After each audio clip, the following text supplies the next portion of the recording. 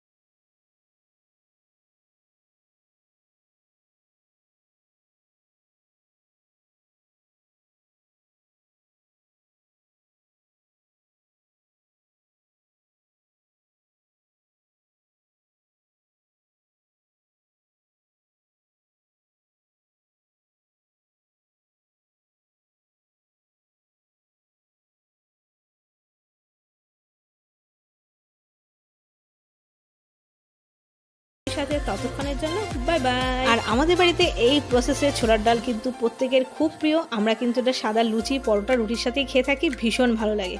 সেই জন্যই আজকে তোমাদের সাথে কিন্তু এই রেসিপিটা শেয়ার করলাম।